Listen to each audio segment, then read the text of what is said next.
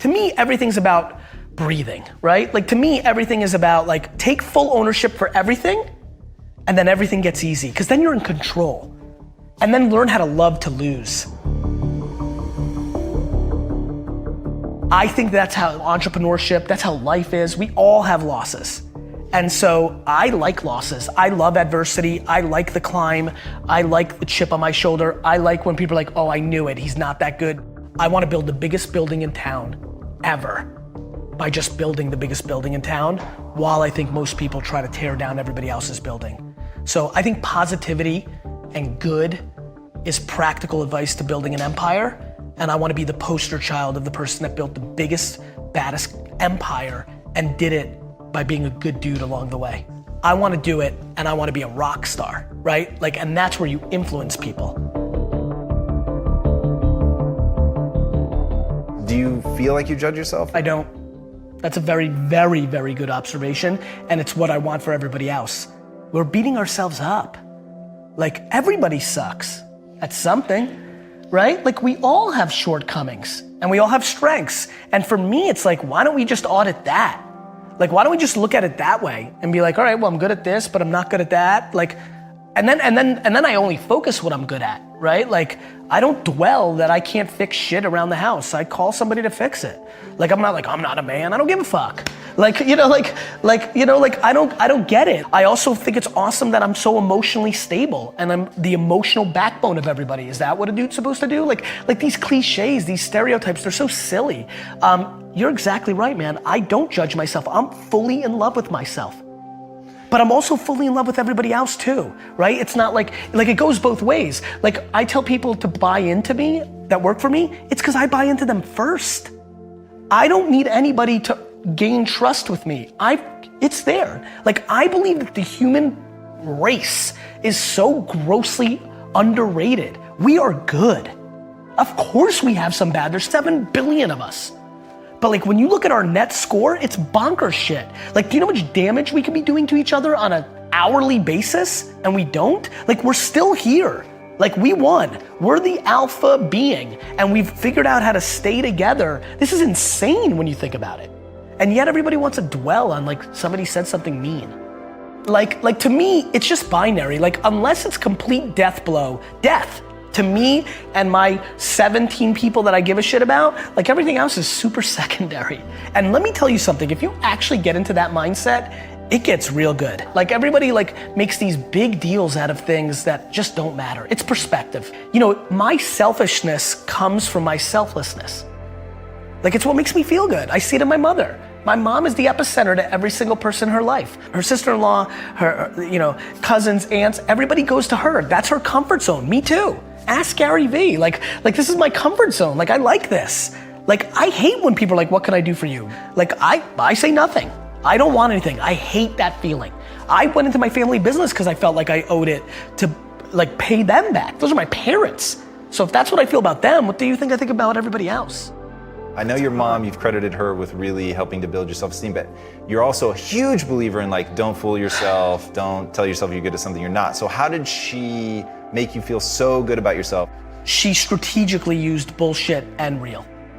What I think in hindsight she did was she overemphasized things that were subjective or good. So really, I'll never forget this. I opened the door for a woman in McDonald's when I was 8. Just, we were both walking, we were a little head, and I opened it and let her walk through.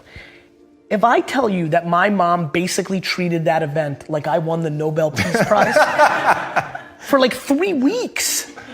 But think about how smart that is. Like think about how reinforcing that played out. That's what she did well. She made big deals out of the things that were tried and true. And then when I got D's and F's, she punished me. Even though she knew I didn't need school, in her heart, she made me know that there was accountability for things. So I would lose television and video game and friends privileges it would always be for a month. She'd break down somewhere around day 14, 13. My sister would tattle on me when I would sneak in TV. She really made me feel special, man. She really did it right. She really, really, really pounded home my EQ, my kindness. I've done it with Xander too. He went to the playground when he was 2. We were at the playground, a little 3-year-old kid falls and skids his knee, and he walked over and was like, "Are you okay?" And I made that like a 2-week thing, right?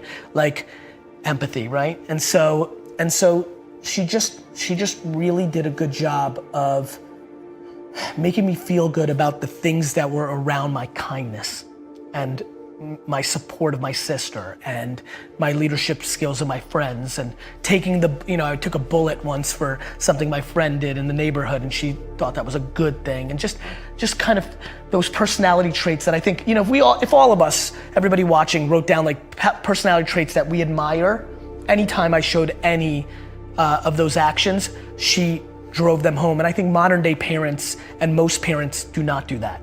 I think they focus on dumb shit like grades because they are insecure and they want to put the bumper sticker that their kid went to, Stanford. Like, it's real fucked up when you really think about what's actually happening. So much of it is misery loves company, or people reflecting of what's inside of them. Like to me, everything's about breathing, right? Like, to me, everything is about like, take full ownership for everything, and then everything gets easy, because then you're in control.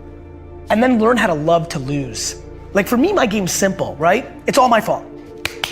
So now, I'm not mad at Lindsay or D-Rock, or that's it, my fault. I'm empowering them. So it's actually true. My fault. Now, we lost this, or this didn't deliver, or we fucked up. All right, it's an L. Like, everybody's got losses. It's funny, when UFC started getting popular, I started using it to paint a picture. I'm like, look, business and entrepreneurship is much more UFC than it is boxing. In boxing, a loss is devastating.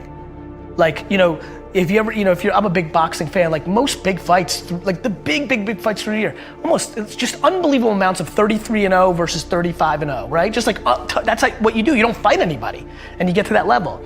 Everybody's got losses in the UFC. And so I think that's how entrepreneurship, that's how life is. We all have losses. And so I like losses. I love adversity. I like the climb. I like the chip on my shoulder. I like when people are like, "Oh, I knew it. He's not that good." That is like I'm even weirdly scared as I continue to ascend and I'm getting popular, and what do you say, the marketing leading, like as people start putting these words in front of my name, I'm like, am I gonna sabotage myself to like recorrect this? Like, I like adversity. So yeah, all on me. I enjoy losses. Now all of a sudden, like what? You become completely invincible. I feel invincible. I really genuinely, outside of the health of myself and 20 people, feel 100% invincible as a person. I know what my intent is. I want to do good at nobody else's expense. I'm far from perfect. We all are. And so just easy. It feels very light to live life. I'm just in a good mood. What is the impact that you want to have on the world? So I would say this is my current POV, because I think it's actually important that I have a different answer for this at 50 and 60, because you're gonna adjust to the reality. I'll give you a good example. If something terrible happens in my life and it's disease-based, or it's because some kid was texting while he was driving and hit my dad, those will become things that I wanna leave a legacy about, because that's just how we act as humans, right? They become your truths. But no question, this will never go away. I want to do the following. I'm fascinated by the same thing that attracts so many of millions of people to people that are selling bullshit. Those same people are attracted to me. And what I want to do is suffocate out all those other people and become the alpha of that entire world of people that are hoping and are desperate to look at me. And what I want to do is inspire 2 14-year-old girls in Kansas City right now to build a $1 billion company on having a bunch of employees hugging each other in the halls. I think that Steve Jobs came along, became an icon, but the sad part of that narrative was he did not treat his employees well. He became an icon, and the narrative became he got the most out of people by being a jerk, and that became romanticized. And a lot of people in Silicon Valley today run companies where they're mean because they think that's the right thing to do because they put Steve Jobs on a pedestal. I want my pedestal moment. I want to become that big. And what I want to come from that is that kids that aren't even born today think that they can build a $5 billion company and be a great guy or a great gal. I want to build the biggest building in town ever by just building the biggest building in town, while I think most people try to tear down everybody else's building. So I think positivity and good is practical advice to building an empire, and I want to be the poster child of the person that built the biggest, baddest empire and did it by being a good dude along the way. And not everybody's gonna be happy about everything I did, but if it's 97% of people talking good behind your back, that's a real legacy.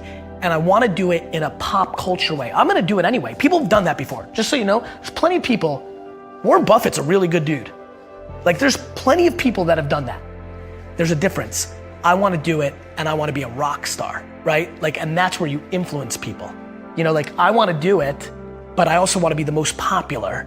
And so then that person's like, oh, I wanna be him, so I guess I'll be nice. Like, I wanna literally take people who have DNA that's kind of nice and make them more nice because they think that's how I became big. So I basically wanna trick the business world into becoming kinder.